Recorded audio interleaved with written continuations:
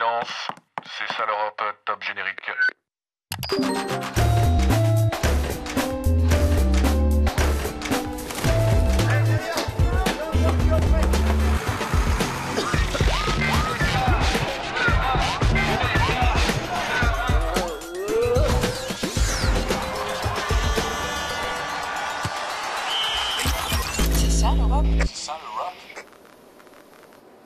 Bienvenue au Parlement européen à Bruxelles, un Parlement qui a adoubé la nouvelle Commission européenne qui vient tout juste d'entrer en fonction. Et c'est la Commission de la dernière chance, a déclaré Jean-Claude Juncker lui-même, c'est dire que l'Europe joue gros. Va-t-elle renouer avec la croissance, combattre le chômage et retrouver votre confiance, la confiance du citoyen? 90 minutes pour répondre à ces questions avec Philippe Lamberts. Vous êtes coprésident du groupe des Verts au Parlement européen, surnommé l'homme le plus détesté de la City depuis que vous avez contribué à limiter les bonus des banquiers et vous en êtes fier. Est-ce que vous avez voté pour ou contre l'équipe Juncker? Réponse en 15 secondes, c'est un premier tour de table très rapide. Le groupe des Verts a voté contre la Commission Juncker. Nous pensons que l'Europe a besoin d'un changement de cap politique radical si on veut justement réconcilier l'Europe avec les citoyens. Et nous ne pensons pas que la Commission Juncker est capable d'incarner ce changement de cap. Édouard Martin, on vous connaît surtout comme le syndicaliste et le fort en gueule de Florange, ce site d'ArcelorMittal qui a beaucoup fait parler de lui l'an dernier. Aujourd'hui, vous êtes député européen dans le groupe socialiste. L'équipe Juncker, vous avez voté pour?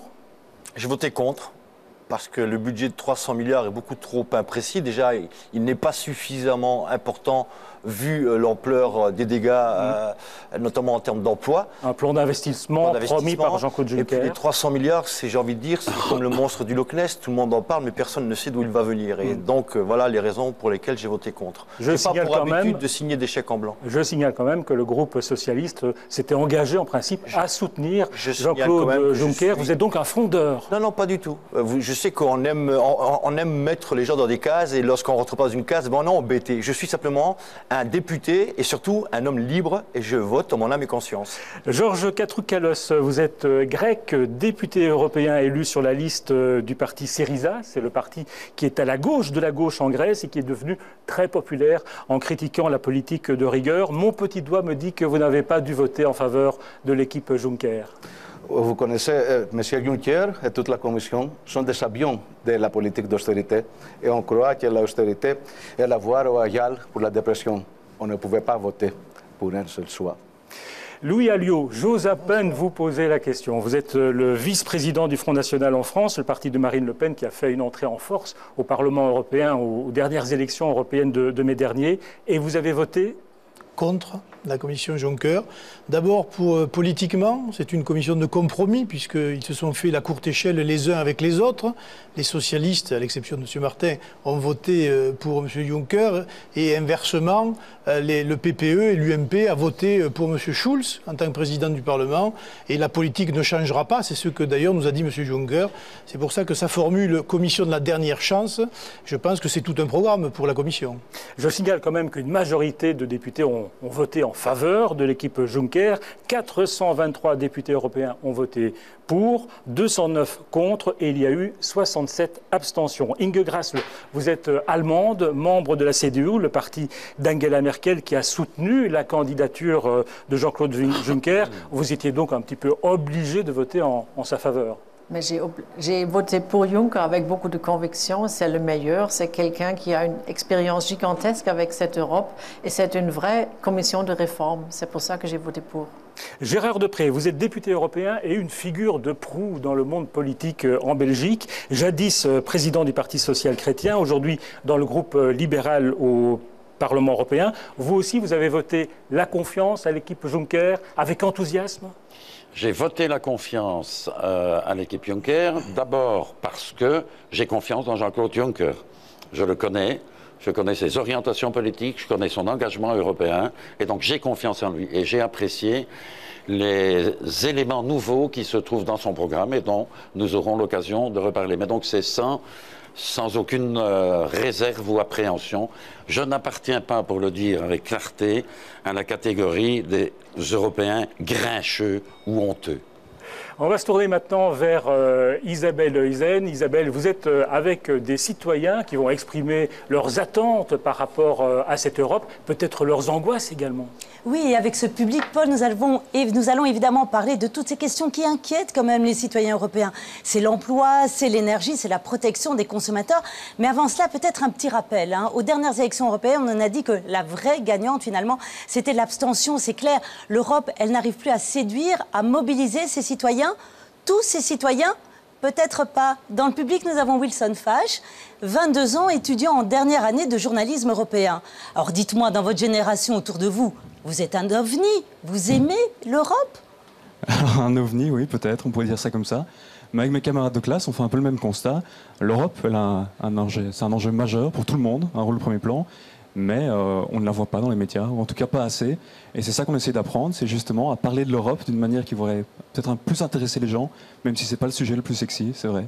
Et c'est possible, ça, vous croyez, d'intéresser aujourd'hui les citoyens à l'Europe, cette Europe qui a l'air de les décevoir? Mais je pense que c'est possible, non seulement, mais surtout qu'on est obligé de le faire. Je l'ai dit, le rôle de l'Europe, il est très très important, il nous concerne tous, on peut être pour ou contre, mais il nous affecte tous. Et donc il faut en parler, il faut l'écouter aussi, j'imagine. Merci Wilson, et on vous retrouve tout à l'heure. Et on retrouve à présent une autre citoyenne, c'est même notre citoyenne européenne modèle, Chloé. Elle a décidé de s'intéresser à cette nouvelle commission et à ce Parlement européen fraîchement élu en mai dernier. Regardez. Ce jour-là, Chloé avait décidé de s'instruire. Elle voulait comprendre comment fonctionnait le Parlement européen pour lequel elle avait voté en mai. Normal, on lui avait dit que son vote serait décisif. Arrivée dans l'hémicycle, elle s'est dit « Que c'est grand et tout ce monde ! C'est vrai, ils sont 751. C'est lequel encore le mien? Ah oui, là-bas au fond. » C'était un bon jour pour voir le Parlement au travail. Les personnes proposées pour devenir commissaires, les ministres de l'Europe en quelque sorte, passaient leur examen. Et ça n'avait pas l'air facile. Un candidat conservateur était accusé par les socialistes d'être vendu à l'industrie pétrolière. Un candidat socialiste était accusé par les conservateurs d'être incapable de tenir la bourse de son pays. Une candidate libérale était targuée d'incompétence par les conservateurs et les socialistes. Et un autre conservateur de fossoyeur des libertés par tout le monde. Chloé se disait, si tout cela est vrai, pourquoi le président de la Commission, lui qui a été désigné par une majorité des électeurs européens, ce chevalier blanc défenseur de l'intérêt général, pourquoi Jean-Claude Juncker les a-t-il donc proposés? Elle a posé la question à son papy Paul, et celui-ci a expliqué... Il ne faut pas vexer les grands pays qui présentent les commissaires, il faut tenir compte des grands groupes politiques, et puis tout ça, c'est un peu du cinéma. Le Parlement doit montrer ses muscles, mais bon, bien sûr, on a laissé passer tout le monde, ou presque, et puis il y a les eurosceptiques et l'extrême droite. Stop! Mais alors, papy, a dit Chloé, Jean-Claude Juncker est obligé de travailler avec des gens qu'il n'apprécie pas et qui ne sont peut-être pas compétents. Comment va-t-il faire pour que nous vivions mieux, pour que l'industrie redémarre, que les voitures soient plus propres, l'air plus pur, que la viande de bœuf vienne de chez Maurice, l'éleveur du coin, et pas d'Austin où l'on produit de la viande clonée, hormonisée. On lui avait pourtant promis, en votant tu choisiras l'Europe que tu veux. Mais en fait, ce n'était pas si simple. Alors elle s'est dit, tout compte fait ces querelles, ces compromis, c'est trop compliqué, et ça ne m'intéresse pas. Elle est rentrée chez elle regarder une série télévisée où les bons sont vraiment bons et les méchants vraiment méchants. Haut les mains, police fédérale! Vas-y, Rossi, fonce. Restez les mains en l'air, tout le monde. Et avant d'aller plus loin et d'expliquer à Chloé les subtilités de la politique européenne, on va réécouter Jean-Claude Juncker. C'était le 22 octobre dernier, le jour où il a lâché cette petite phrase qui a marqué les esprits. Ma conviction est que cette commission sera la commission de la dernière chance. Soit nous réussissons à rapprocher les citoyens européens de l'Europe, soit nous échouons. Soit nous réussissons à faire de l'Europe un ensemble politique qui s'occupe des grandes choses et qui délaisse les petites choses, ou nous échouons. Soit nous réussissons de concert avec les États membres, avec les gouvernements, avec les parlements, avec les partenaires sociaux, de réduire dramatiquement le niveau du chômage, où nous échouons. Et le premier défi qui attend l'Europe, il est économique. On l'a déjà dit, Jean-Claude Juncker a promis un plan d'investissement d'investissement public de 300 milliards d'euros, de quoi relancer la croissance, de quoi relancer aussi l'emploi. On va se tourner vers Isabelle. Qu'est-ce qu'on en pense de votre côté, Isabelle? Eh bien, je vous propose de poser la question à Peter Klaas. Vous êtes administrateur délégué de Febeliec. Donc, en gros, vous représentez les entreprises grandes consommatrices d'énergie. Alors, on l'a entendu, ce plan de 300 milliards, encore assez vague, on n'en sait pas encore grand-chose. Est-ce que les entreprises comme celles que vous représentez, elles en ont besoin de ce plan? Ce dont les entreprises ont surtout besoin, c'est un climat qui invite à investir, qui est compétitif, qui donne les entreprises accès à l'énergie, à la main-d'œuvre et compétitive. Et deuxièmement, il faut aussi une stabilité dans cette politique et dans cette accessibilité de ces facteurs de production. C'est ça surtout que les entreprises souhaitent. Et vous croyez qu'on peut y parvenir aujourd'hui ?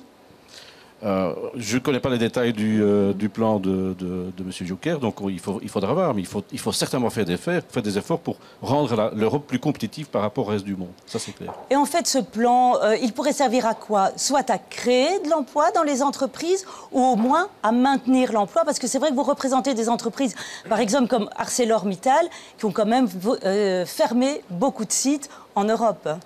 Il faut commencer par maintenir ce qu'on a. Et je crois effectivement l'Europe a perdu, 3,5 millions d'emplois industriels depuis 2008, ce qui est tout de même impressionnant. Il faut d'abord maintenir ce qu'il y a, renforcer le tissu industriel et économique qu'on a, et puis attirer aussi de nouveaux investissements pour qu'on développe l'industrie en Europe. En conclusion, je dirais ce plan qu'annonce Jean-Claude Juncker, vous l'attendez avec impatience? Avec beaucoup d'impatience. Merci beaucoup. Alors ce plan de 300 milliards, Édouard Martin, pourquoi vous n'y croyez pas? Pourquoi vous continuez à faire votre mauvaise tête? Alors déjà, je ne suis ni un Européen grincheux, ni honteux. Le choix de mon arrivée en politique, et notamment au niveau du Parlement européen, c'est parce que justement, moi, j'aime cette Europe et j'ai envie qu'elle réussisse. Alors pour faire la fine bouche, pourquoi je fais mon grincheux, comme vous dites, sur les 300 milliards? C'est pas ça la question. À la conférence des présidents, M. Juncker a parlé de 300 milliards d'argent privé. Il n'a pas parlé d'argent public. Il a même dit on ne va pas demander aux États qui sont déjà suffisamment endettés de s'endetter encore un peu plus. Donc moi, je suis curieux de savoir d'où va venir cet argent. On va faire appel à l'argent privé, c'est-à-dire quoi? Avec des incitations pour que les privés viennent investir dans quoi? Et comme l'a dit le représentant, je ne sais plus son nom, je suis désolé monsieur, le monsieur qui est derrière. Peter Klaas. Voilà, c'est quoi les 300 milliards? Pour faire quoi? Et dans quel domaine stratégique il faudra investir? Donc moi je suis très perplexe justement sur les propos qu'a tenus M. Juncker lors de la conférence des présidents et ensuite M. Van Rompuy qui dit maintenant il faut s'attaquer aux réformes structurelles et notamment au marché du travail. Et ça m'inquiète énormément parce que qui dit s'attaquer au marché du travail, donc le contrat de travail, on sait ce que ça veut dire derrière. Alors d'où viendra l'argent? D'où viendront ces 300 milliards? Il n'y aura pas que de l'argent privé, il y aura de l'argent aussi de la Banque européenne d'investissement, des fonds de tiroir. Gérard Depré. Et pour l'instant, c'est délicat pour nous tous de parler de ça parce qu'on ne sait pas ce qu'il y aura dans ce plan. C'est sûr. Monsieur Juncker a annoncé un montant global. Il n'a pas précisé quelle était la part de ce qui serait public, quelle était la part de ce qui serait privé. Yeah. Il n'a pas précisé quelle serait l'intervention de certaines institutions. Est-ce que la Banque centrale européenne sera sollicitée? Si oui, selon quel mécanisme? Est-ce que la Banque européenne d'investissement le sera? Mais ce qui est important et qu'il faut retenir, et ça c'était lors de la même conférence à laquelle on vient de faire allusion, c'est que le drame de l'Europe pour l'instant, et en particulier de la zone euro, c'est que l'investissement privé s'est effondré. Herman Van Rompuy a affirmé, et j'ai vérifié, c'est la vérité, l'investissement privé dans tous les pays de l'Union européenne maintenant, et en particulier dans la zone euro, il est inférieur au montant qu'il avait avant la crise financière de 2008. Donc ça veut dire qu'il faut trouver les moyens, et je ne sais pas comment Jean-Claude Juncker va s'y prendre, mais il faut absolument le faire, de relancer l'investissement privé. C'est à partir de ça qu'on va créer des filières industrielles, qu'on va sauver des outils et qu'on va pouvoir recréer des emplois. C'est pas dans les administrations qu'on va créer les millions d'emplois dont on a besoin dans les prochaines années. Et donc c'est là le cœur du dispositif qu'il faut mettre en place. Mais je ne peux pas vous en dire plus parce que je ne sais pas ce qu'il y aura dans le plan de Jean-Claude Juncker. Oui. Mais l'Europe n'est pas un continent pauvre.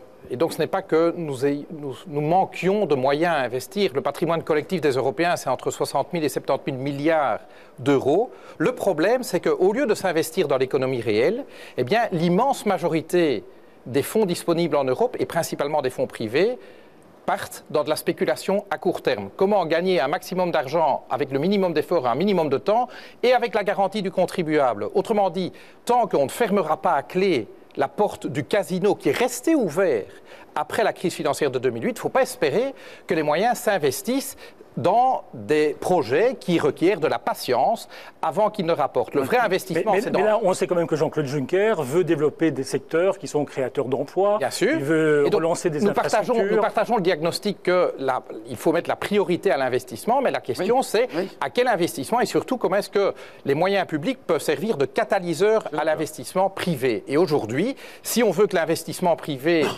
aille de nouveau dans l'économie réelle, eh bien, il faut lui fermer la porte du casino. Et ça, il faut de la volonté politique pour faire ça.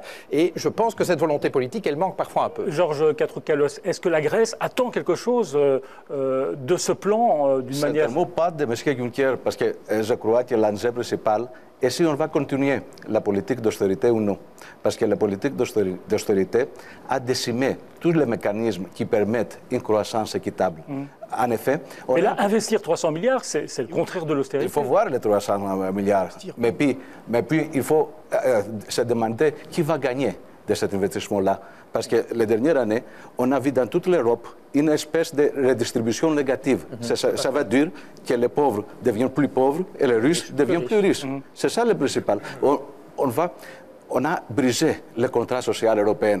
Ça qui nous différencie de l'Amérique. Un capitalisme avec une face humaine, c'est-à-dire. Moi, je suis un communiste, mais maintenant, l'enjeu principal n'est pas le socialisme, c'est retrouver les racines sociales de l'Europe. Exactement. Louis Alliot, ces 300 milliards qui peuvent venir aider la France, notamment, vous les voyez comme une manne Je ne pense pas que nous soyons les seuls à vouloir ces 300 milliards. Et puis encore une fois, le débat a été bien posé. Pour aller mettre où ? Dans des grands travaux, pour relancer la construction, le transport, l'énergie, la recherche, l'innovation. Personne ne le sait exactement. En revanche, c'est vrai que l'austérité, elle s'applique tous les jours. Moi, j'ai relu, pour les besoins de l'émission, les recommandations du Conseil du 8 juillet 2004. La feuille de route, elle est là. C'est-à-dire rogner sur les dépenses sociales, sur la santé publique, rogner sur un ensemble de politiques sociales, alors que les peuples européens, en tout cas une partie d'entre eux, est en train de souffrir, et je ne pense pas que le plan de 300 milliards de relance soit à la hauteur des enjeux. Je pense un peu d'ailleurs comme tout le monde autour de la table. 300 milliards, c'est pas beaucoup. Sans pour le dire forcément, je pense que le système européen est sclérosé. Et tant qu'il ne sera pas réformé de fond en comble, eh bien je pense que nous n'avancerons pas et que les peuples se mettront en colère contre la politique et contre la Commission qui finalement représente cette politique. Inge Grassle, est-ce que vous êtes dans le secret des dieux? Est-ce que vous savez d'où vont venir ces 300 milliards et où ils vont aller? C'est quand même bizarre. On est entouré des gens qui n'ont pas voté pour cette commission et maintenant attendre d'eux qu'ils approuvent ce que cette commission veut. Alors ça, c'est clair que les 300 milliards, ni les 300 milliards, ni les autres mesures vont trouver la grâce dans les yeux de beaucoup de ces messieurs ici. Alors les 300 milliards, moi je trouve que c'est un concept intéressant parce que si on mobilise le capital privé, c'est ce qu'il faut, alors on aura du succès. Et c'est ce que l'Europe d'ailleurs essaye tout le temps parce qu'on a créé tant d'instruments financiers pour mobiliser le capital privé. Mais on a le budget européen avec 150 milliards chaque année. Et là, je dois vous dire, si je regarde la Grèce, par exemple, le développement rural, la Grèce a le taux le plus inférieur de tous les 28 pays pour utiliser ces fonds dans le développement rural. Alors, quand je vois que la Grèce... Le problème de la Grèce, ce n'est pas que l'argent manque, c'est que l'administration ne travaille pas et l'administration continue à ne pas bien travailler. C'est pour ça que je suis vraiment pour une analyse plutôt qui va dans tous les sens et qui va certainement qui vise le problème. Donc ce que vous dites, Inge Grassle, c'est que les investissements, c'est bien, mais beaucoup de pays comme la Grèce ou la France peut-être doivent d'abord se réformer. C'est ça? Oui, c'est ça. Et j'aimerais revenir sur ce important point de la compétitivité. Il faut vraiment travailler à la compétitivité. C'est les États membres eux-mêmes, c'est la France, c'est l'Italie, c'est la Grèce. Il faut continuer à travailler la compétitivité. Je crois que nos dirigeants vous mentent. Un moment sur la Grèce. Sur la situation de leur pays. Vous avez tout à fait raison que le système politique actuel de la Grèce est corrompu et ne peut pas sortir le pays de la crise. C'est ce que n'est pas dit. La question est quelle réforme est nécessaire? Parce qu'une réforme néolibérale qui va démolir les structures sociales de notre État social européen n'est pas une réforme. C'était exactement le contraire de ce qu'on a besoin. Mais je trouve qu'on utilise les mots de manière un peu facile. Je connais bien Jean-Claude Juncker, et Jean-Claude Juncker a fait des déclarations précises, pas seulement devant le Parlement européen, mais devant toute l'opinion publique européenne, puisqu'il était quand même une des figures de proue pendant la campagne électorale. C'est un partisan inconditionnel de l'économie sociale de marché. On ne va pas imputer à Jean-Claude Juncker d'être un partisan de l'économie casino et de permettre à n'importe qui de spéculer en bourse. Il vient d'arriver... Je voudrais quand même rappeler que Jean-Claude Juncker a été Premier ministre d'un des principaux paradis fiscaux de l'Union européenne. Ça, c'est un fait. Je ne t'ai pas interrompu, tu permets? Bien. Donc, lui faire le procès, d'imaginer qu'il va lancer une économie casino, je pense que c'est honteux. C'est mal connaître le personnage, c'est mal connaître ses déclarations. Ce qui est vrai, et je prends en considération ce que Philippe Lambert disait tout à l'heure, c'est que pour orienter l'investissement vers la création d'emplois, c'est-à-dire les emplois de type industriel ou des types de services, il faut le faire dans des secteurs particuliers qui peuvent créer beaucoup d'emplois. Notamment le secteur énergétique et la reconversion énergétique. Je suis d'accord avec Philippe Lambert là-dessus. Notamment de créer un marché unique digital au niveau européen. On peut lister une liste de secteurs qui implique que l'on refasse d'une certaine manière une véritable politique industrielle en Europe. Pour moi, c'est une des choses que j'ai toujours regrettées au cours des dernières années, c'est qu'il y avait des instruments à une certaine époque de l'Union européenne dans la CECA qui permettaient de construire des politiques industrielles. Ces éléments ont été abandonnés à un certain moment et je trouve que ça a été une grave erreur. Et je pense qu'il faut réfléchir au type d'instruments dont nous avons besoin dans les prochaines années pour stimuler l'investissement vers les secteurs industriels et de services créateurs d'emplois. Et ça, c'est l'Europe qui peut le faire. Oui. Mais pas toute seule, parce qu'il faut... Un des grands problèmes de l'Union européenne, c'est que vous avez le capital privé, on a besoin d'un capital privé pour investir. Vous avez des budgets nationaux, et vous avez un modeste budget de l'Union européenne. Il faut être réaliste. Le budget de l'Union européenne par rapport à l'ensemble des budgets nationaux, c'est une goutte dans l'eau. Donc ce sont l'ensemble de ces moyens qui doivent être coordonnés au service d'objectifs précis. Et ça sera la responsabilité de Jean-Claude Juncker et son principal défi. Et j'ai confiance qu'il a des chances de réussir quelque chose. Je voudrais dire un mot sur le concept de compétitivité, parce que je l'entends matin, midi et soir. En effet, il a souhaité que l'économie européenne redevienne compétitive. Mais là, la question qu'on doit se poser, c'est quoi la compétitivité? Est-ce que c'est être un continent low cost, et en particulier viser les bas coûts du travail, c'est-à-dire faire la compétition à la baisse avec la Chine, avec le sud-est asiatique, ou bien est-ce que c'est faire de la compétition pour être un continent à forte valeur ajoutée? Le problème, c'est que si on veut être un continent à forte valeur ajoutée, ce que nous souhaitons, il faut investir dans des choses qui mettent du temps à payer en termes de résultats. L'éducation, la santé, la recherche et l'innovation, ce sont tous des domaines qui requièrent de l'argent patient. Pas de l'argent qui veut, demain, faire des rendements complètement insensés, sans effort. Et ça, la question, c'est est-ce qu'on est prêt à escalader la montagne de la compétitivité par la face nord, mais pour ensuite être dans une position inexpugnable. Oui, Alliot, vous êtes d'accord avec l'analyse écologiste? C'est l'analyse tout court qui est faite et que nous voyons sur le terrain. Écoutez, c'est encore une fois... Il suffit de lire la feuille de route qui est imposée à la France, que j'ai sous les yeux, et vous avez tout ce que vient de dire notre collègue Vert. Il y a tout, voilà. C'est tiré effectivement un certain nombre de choses vers le bas, c'est-à-dire se rapprocher plutôt des Chinois, pour être schématique, plutôt que vers l'excellence, et on demande pour cela des efforts. Et ces efforts, ils sont toujours payés par les mêmes, et c'est pour cela, et je crois qu'au niveau européen, on ne mesure pas, et peut-être que nos dirigeants, d'ailleurs, mentent aux autres dirigeants, l'état de l'opinion dans notre pays. Je rappelle quand même que notre pays, la France, le peuple français, a voté contre la Constitution européenne. On a cru que c'était un mouvement de colère. À nouveau aujourd'hui, je pense qu'il y a une majorité de Français qui ne veut plus ce schéma européen.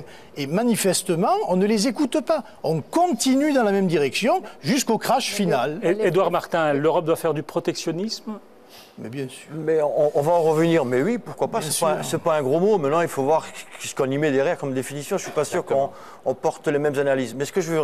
Moi, je suis pas un professionnel de la politique, donc les petites phrases comme ça, le porte-pièce, l'axe vert, Front National, etc. Il aime faire ça. On peut plaisanter, mais dans ce cas-là, dites-le qu'on plaisante. Et là, je vais y mettre aussi le paquet. C'est un clin d'œil. Non, mais voilà. C'est un clin d'œil maladroit. Il y a des téléspectateurs qui nous regardent et je ne sais pas s'ils comprennent comprendront l'humour des uns et des autres. Alors si on fait de l'humour, vous le dites, moi je vais aussi y aller. Je n'ai pas fait d'humour jusqu'à présent sur cela, je le reconnais, mais donc continuez. Non mais voilà, donc, non mais parce qu'il y a des plaisanteries qui sont mal placées de mon point de vue. Pour revenir là-dessus, les 300 milliards, moi je reviens sur ce qui a été dit tout à l'heure. Une entreprise, parce que les 300 milliards, encore une fois, moi non plus je ne suis pas dans les secrets des dieux, j'ai simplement assisté à la conférence des présidents, où M. Juncker lui-même, et vous avez raison, je ne lui fais pas le procès à M. Juncker en tant que tel, d'être un vilain ultralibéral qui veut détricoter le statut social, etc. Le problème qu'il y a, c'est que M. Juncker n'est, entre guillemets, que président de la Commission. Et j'ai même eu à un moment donné une formule, là, du coup, je faisais de l'humour, mais à peine. On aurait dû éviter d'auditionner les 27 commissaires, on aurait dû auditionner Mme Merkel.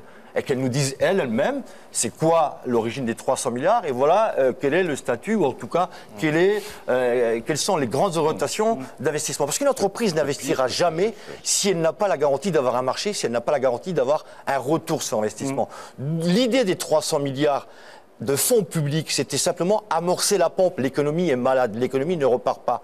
Et vous pourrez faire toutes les promesses que vous voulez au patronat. Si lui, demain, ne voit pas de retour sur son investissement, il n'investira pas. Donc c'est bien le rôle de l'État de dire qu'il faut amorcer la pompe et effectivement s'orienter vers les énergies renouvelables, l'union de l'énergie, les grands travaux d'infrastructure, le numérique, etc. Là, on est d'accord, mais c'est l'État, enfin, c'est la force publique qui doit amorcer cette pompe-là. Alors, ces 300 milliards, c'est pour la relance, c'est aussi pour créer de l'emploi, et en particulier de l'emploi pour les jeunes. Qu'est-ce que les jeunes autour de vous en pensent et attendent de l'Europe, Isabelle? Eh bien, je propose qu'on leur pose la question. On va la poser à Wilson Fache. Alors, logiquement, l'année prochaine, vous entrez sur le marché de l'emploi.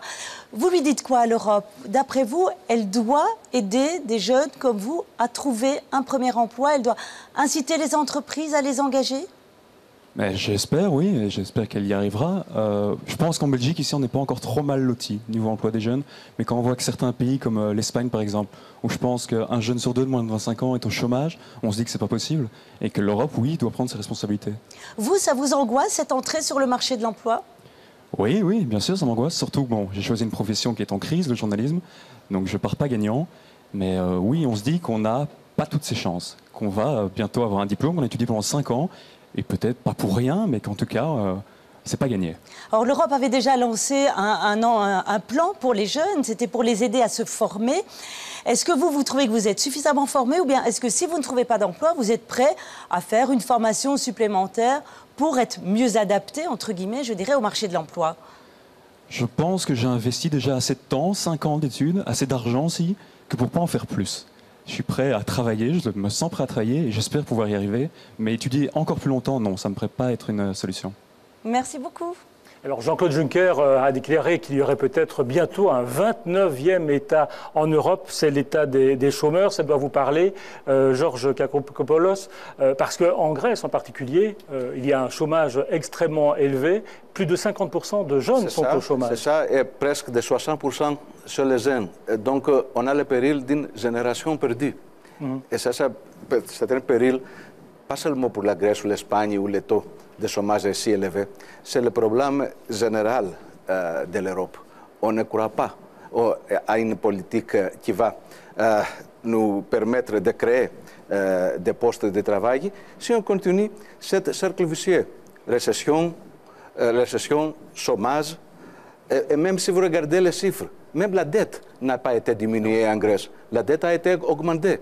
Et après 5 ans d'austérité, on a maintenant une réduction de notre économie par presque le quart, et on a vu notre dette monter de 120% de PIB à 175%. Pierre Moscovici, le tout nouveau commissaire à l'économie, a déclaré cette semaine que la Grèce était en train de s'en sortir et que c'était grâce à l'austérité, qu'il y avait une petite relance, une petite croissance en perspective. Dites ça aux pauvres, dites ça aux jeunes qui sont à chômage. Maintenant, l'un tiers de la société grecque est au-dessus de la seuil de pauvreté. Exactement. Ce qu'on voyait dans le pays comme la Roumanie ou la Bulgarie il y a quelques années. Donc, et cette austérité, c'est à cause de votre voisine, l'Allemagne? L'Allemagne, c'est un des pays qui se profite de la construction, de l'architecture de l'Union européenne. Mais si on regarde au sein même de l'Allemagne, les travailleurs de l'Allemagne ne gagnent pas maintenant plus d'argent qu'une décennie auparavant. Donc, je crois que c'est un phénomène global. Les pauvres se deviennent plus pauvres dans tous les continents. L'Allemagne profite de la crise, elle n'est pas une locomotive en Europe? Comment comparer seulement l'Allemagne et les États-Unis et les politiques qui s'implémentent. On répète exactement la même erreur de la meilleure. On essaie de trouver une solution à la crise, par implémenter des politiques de restriction, des politiques d'austérité. Tandis que même Roosevelt, à meilleure, et même maintenant le président Obama, applique exactement des politiques inverses, des politiques expansionnistes, des politiques qui ne vont pas réduire les dépenses publiques. Inge Grassler, on vous accuse de tous les maux parce qu'on voit l'Allemagne comme une donneuse de leçons, effectivement, comme le pays qui a imposé l'austérité. Est-ce que vous reconnaissez aujourd'hui peut-être avoir fait quelques erreurs en la matière? On a commencé à avoir l'habitude d'être responsable de tous les maux et aussi de cette immense inaction des États de la zone euro, des gouvernements, et ceci depuis des dizaines d'années. Le problème de la Grèce, ce n'est pas l'Allemagne, le problème de la Grèce, c'est l'inaction depuis beaucoup d'années, et ils ont toujours su ça. Mais le système politique était tel que c'est comme ça. Je crois que... Au Portugal, en Espagne, en Irlande... Mais on avait partout un peu le même problème à des degrés différents. Non, c'est pas le même problème. Maintenant, c'est le même problème. Non, c'est pas le même problème. La crise financière, nous a ramené un peu à l'heure de vérité. Oui, eh bien, on va y arriver. Je voudrais quand même aller dans le sens de ce qu'elle vient de dire. Parce qu'il y a une illusion qu'il faut cesser d'entretenir. Je suis un Européen convaincu et je reste un Européen enthousiaste. Mais l'Europe n'est pas une potion magique. On n'est pas dans Astérix, dans lequel on vous trempe dedans et puis après vous devenez invincible, les emplois sont créés, tout va bien, le déficit public se résorbe et vous savez fabriquer des produits, faire face à la concurrence du reste du monde. Il faut d'abord, et c'est un des éléments fondamentaux sur lesquels est construite l'Union européenne pour l'instant, que les pays membres, les États membres, dans les secteurs qui sont de leur responsabilité, se gèrent correctement. Oui, enfin, allez, écoutez, je vais venir au problème de la dette. Si les tests ramenaient quelque chose, on devrait être très riche. Tout le monde devrait être très riche. Si les pauvres profitent de l'endettement de l'État, les pauvres devraient déjà être très riches. Et ce que vous demandez encore plus d'endettement. Et là, l'Allemagne dit non. C'est tout. C'est là où l'Allemagne dit non. Que la Grèce était en état correctement. La fin du développement de Aucun ne vous dira que la Grèce était en état correctement géré avant que la crise n'éclate. Tout le monde sait très bien qu'il y avait des problèmes de corruption, d'incurie de l'État, des gens qui font deux métiers, qui n'en font aucun véritablement. Il n'y avait pas de cadastre. Enfin, on peut continuer, je peux multiplier. Tout le monde sait bien, et j'y vais assez souvent, que l'Espagne s'était lancée dans une frénésie de création immobilière qui ne pouvait pas tenir le coup. Aidé par les banques allemandes. Je vais venir, pas seulement par les banques allemandes, aidé par l'ensemble de culpabiliser. Tout le monde doit tirer parti. Ne culpabilisez pas un État quand il a fallu être solidaire quand même à certains moments, de mettre en place des mécanismes pour éviter l'effondrement. Je peux continuer sur le... Les Allemands ont été solidaires à un degré. Il faut arrêter ce discours qui dit qu'on n'a pas les Allemands, c'est pas très sage. Attendez, on termine d'entendre Gérard Deprez. Il faut arrêter ce discours qui vise à culpabiliser un seul État en disant que c'est lui qui est responsable du malheur des autres. Non, le premier responsable du malheur de certains États, c'est ces États-là eux-mêmes, pas les citoyens. J'ai pas dit les citoyens, j'ai dit les États. Ce qu'on peut reprocher à l'Union européenne, et là, je suis parfaitement d'accord avec un certain nombre de gens, c'est qu'au moment où on a eu cet amas de dettes, au lieu de faire un effort de gestion solidaire de cette dette, pour une part en tout cas d'elle, par exemple, avec des obligations européennes qui auraient été garanties par la Banque Centrale Européenne ou par un autre mécanisme, on a laissé chacun des pays faire les efforts difficiles tout seul, avec les citoyens qui renaclent, et certains pays, dont nous et nos banques, ont fait de l'argent avec les emprunts qu'on leur a donnés pour se tirer d'affaire. Édouard Martin et puis Philippe Lambert. Je veux dire, à un moment donné, il faut qu'on arrête avec ce procès. Moi, je n'insulte personne, madame.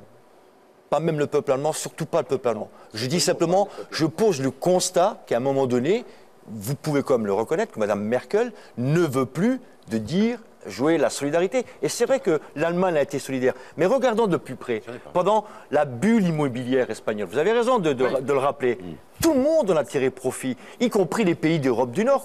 Quand l'Espagne était... Laissez-moi finir, s'il vous plaît, madame. La solidarité de la France, attendez, quand l'Espagne était considérée comme le Japon de l'Europe, qui avait un taux de croissance de 3, 4, 5%, toute l'économie européenne en tirait profit, y compris les pays du Nord, parce que l'Espagne n'avait pas tous les produits à disposition, donc il fallait vendre de l'acier, il fallait vendre des voitures, il fallait vendre plein de choses. Donc à un moment donné, ce que je veux dire par là, c'est que c'est vrai que ce n'est pas l'Allemagne qui est responsable de la mauvaise gestion de ces pays-là, je vous l'accorde, et personne n'a dit le contraire. Mais personne n'a dit le contraire. C'est vous qui prenez des raccourcis. La seule chose que je me permets de dire, c'est que si aujourd'hui, dans l'état actuel de l'Europe, s'il n'y a pas un minimum de solidarité, et si on ne relance pas l'économie, en essayant d'être un peu plus souple sur les règles justement de déficit, on n'y arrivera pas. Regardez ce qui s'est passé avec la Grèce. On leur a envoyé la Troïka. Regardez les dégâts considérables qui ont été provoqués en Grèce. Moi, je suis désolé, c'est pas ce que je souhaite pour mon pays. On va quand même laisser répondre Inge Grassle qui est un petit peu attaqué. Hein.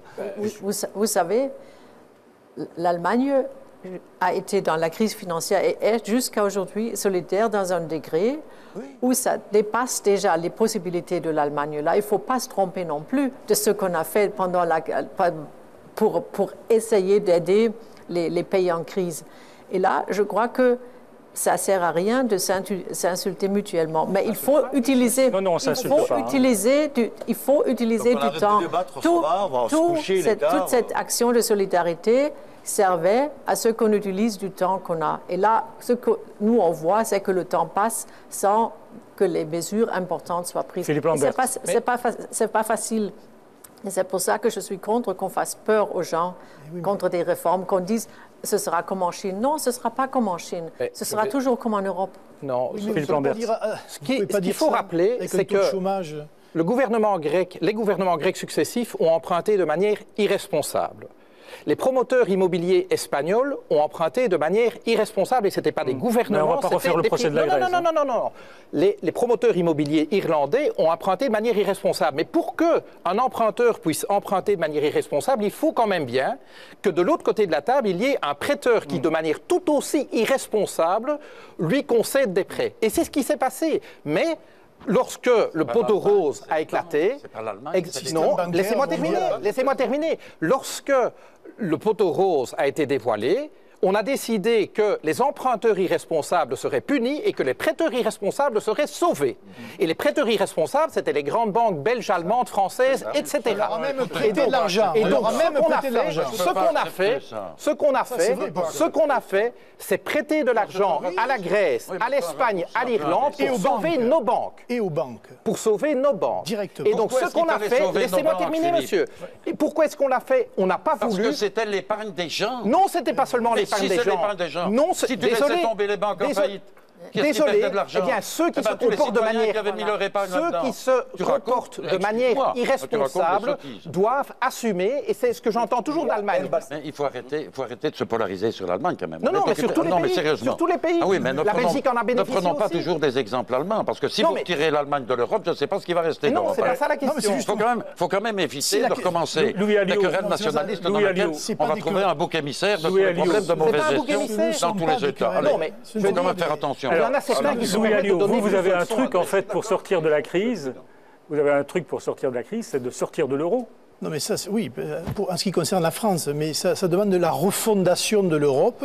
Dans tous les cas, et je pense là, et je le dis à notre collègue, je pense que l'Allemagne peut-être le fera avant tous les autres, parce que j'ai entendu vos propos en disant mais on attend que la France prenne les mesures pour se réformer. Je vous le dis, Madame Gressle, la France ne prendra pas les mesures. Parce qu'elle n'est pas en situation de le faire, elle ne peut pas le faire. Donc à un moment donné, que va faire l'Allemagne ? Mais je pense que l'Allemagne va en tirer les conséquences et qu'elle va essayer de sauver au moins ses acquis à elle. Et on voit bien que Mme Merkel, pourquoi tout le monde saute en quelque sorte sur le paletot de Mme Merkel ?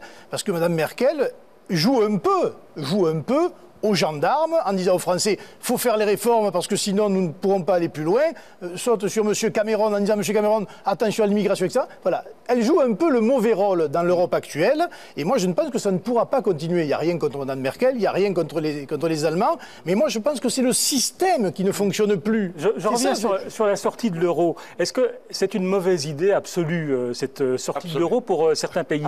Parce qu'il y a quand même des gens assez sérieux. L'économiste Jacques Sapir, par exemple, prône une sortie de l'euro. Il y a Hans-Werner Sinn, vous le connaissez peut-être, c'est le président de l'Institut de conjoncture de Munich, qui dit que pour certains pays, les pays du Sud, ils devraient sortir de l'euro, que cette sortie, ça pourrait être quelque chose d'équivalent à un séjour à l'hôpital, que ces pays pourraient dévaluer, relancer l'économie.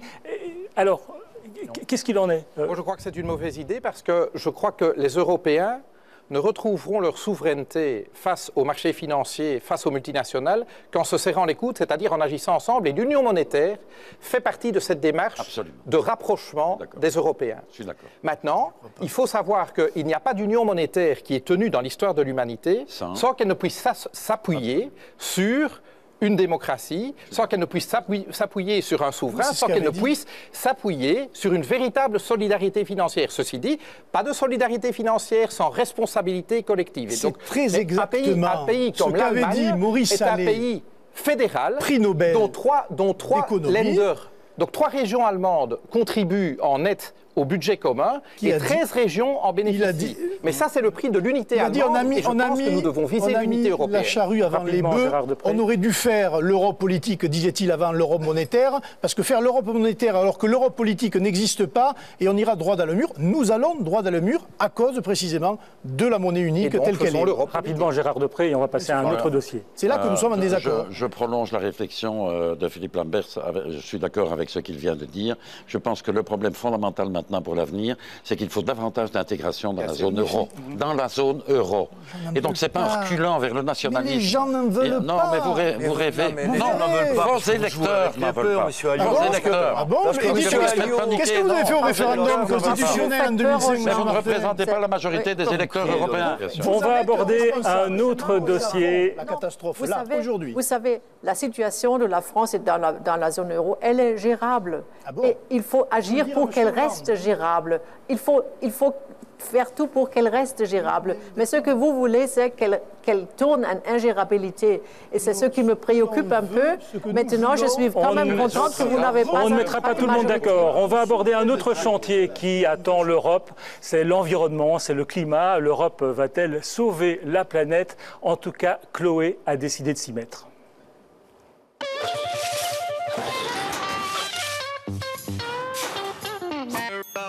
Eh bien, en attendant que la nouvelle Europe vienne nous aider à sauver la planète, pardon, excusez-moi, et à nous sortir de ce clivage économique qui ne cesse de grandir, eh bien, dans notre quartier, nous avons décidé de prendre les devants. Tout d'abord, on a décidé de couper, l'électricité. Comme ça, on se couche avec le soleil, c'est beaucoup plus simple. Tous les dimanches, on fait le marché. Ça nous permet d'avoir des produits frais. Parfois, je fais les poubelles. Enfin, ça dépend de quel quartier. Dans ma consommation à moi, je trie tout ce que je peux. Les épluchures de légumes au compost, les barquettes de beurre dans la poubelle blanche. Non, bleue, la blanche, la bleue. Blanche, bleue, la bleue, c'est la blanche, c'est... Ah, ouais, peu importe. À la maison, on boit de l'eau du robinet. Pas de bouteille à porter, ni à jeter. On ne prend plus de bain, plus de douche. De toute façon, la crasse, ça tient chaud. Je suis sale, mais ça ne se voit pas trop. Pas trop. Pour éviter de tirer les chasses d'eau, on a condamné les toilettes. On va derrière un arbre et sur ce point, j'insiste, la ville a besoin d'arbres. Pour le transport, je fais tout à pied, ou à vélo, ou en transport en commun. Oui, c'est ça. Pour les grandes distances, je fais du covoiturage. Ou alors je prends le train. Pour le chauffage, eh bien c'est très simple, on a tout coupé.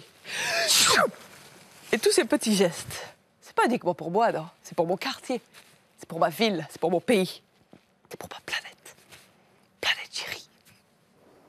Sauver la planète, c'était l'objet du dernier sommet européen avec une feuille de route qui a été établie pour lutter contre le réchauffement climatique et aussi pour assurer l'indépendance énergétique de l'Europe. Et je devine, Isabelle, qu'il y a autour de vous des gens qui sont impatients, qui trépignent même à l'idée d'intervenir. Oui, et je crois qu'ils n'ont pas tout à fait la même opinion sur le sujet. Je me tourne d'abord vers vous, Madame Achterberg. Vous représentez l'ONG Greenpeace. Alors donc, ce plan européen, je vais le résumer de façon assez caricaturale. C'est donc réduction de 40% des gaz à effet de serre, 27% d'énergie renouvelable et 27% d'efficacité énergétique. Et vous dites, c'est pas assez.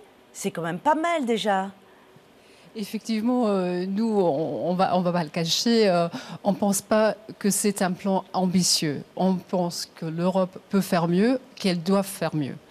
Déjà, par rapport aux émissions de gaz à effet de serre, donc les 40%, c'est bien loin des recommandations des scientifiques qui, eux, misent plutôt sur 55% pour l'Europe. Si on regarde maintenant les objectifs par rapport aux énergies renouvelables et à l'efficacité énergétique, on voit que nos dirigeants mettent le frein. Donc ça veut dire que les développements vont se ralentir après 2020 à la place d'accélérer. Mais en même temps, l'Europe, elle est quand même déjà leader plutôt sur ce plan-là. Est-ce qu'elle peut continuer à avancer toute seule par rapport à d'autres grandes puissances qui sont nettement moins loin qu'elle ?